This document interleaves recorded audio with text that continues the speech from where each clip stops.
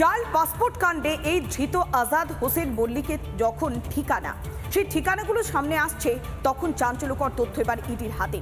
আর সেই সমস্ত ভুয়ো ঠিকানার খোঁজে এবার রিপাবলিক বাংলা, আর সেখানেই হাড় হিম করা তথ্য।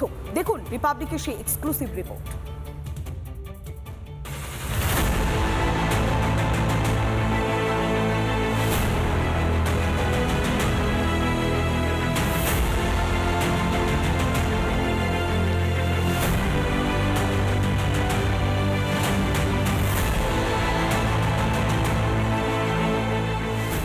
ইডির জালে তো আগেই ধরা পড়েছিল আজাদ হোসেন মল্লিক ওরফে আজাদ।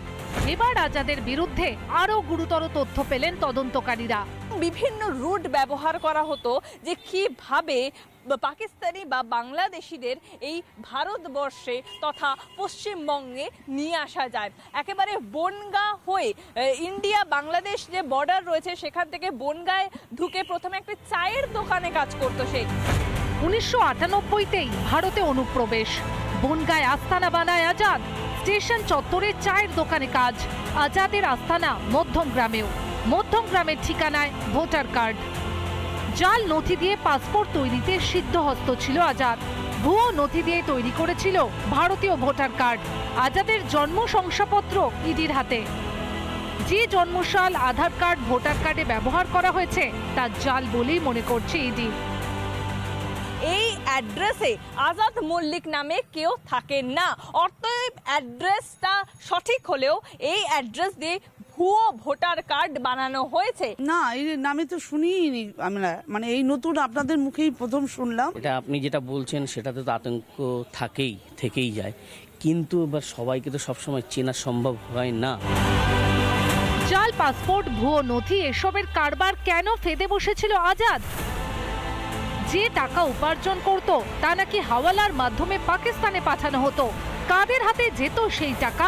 আজাদের কি জঙ্গি যোগ ছিল? হাওয়ালার র্যাকেট চালাতো এই আজাদ মল্লিক।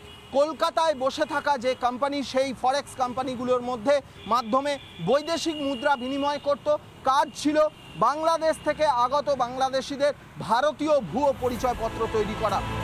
এই বাংলায় রীতিমতো ঘাঁটি গেড়ে বসেছিল অনুপ্রবেশকারী আজাদ মল্লিক। আর বিদেশ থেকে ভারতে এসে যত রকম ভাবে অপরাধ করা যায় তা করত আজাদ।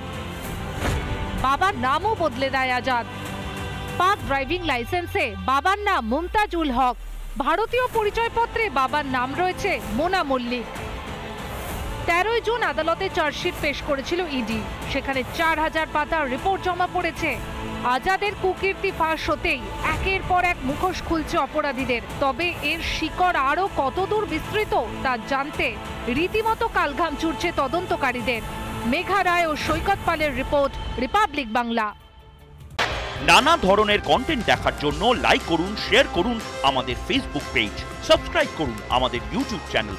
পাশাপাশি অন্যান্য ব্রেকিং নিউজের জন্য অবশ্যই চোখ রাখুন রিপাবলিক বাংলায়।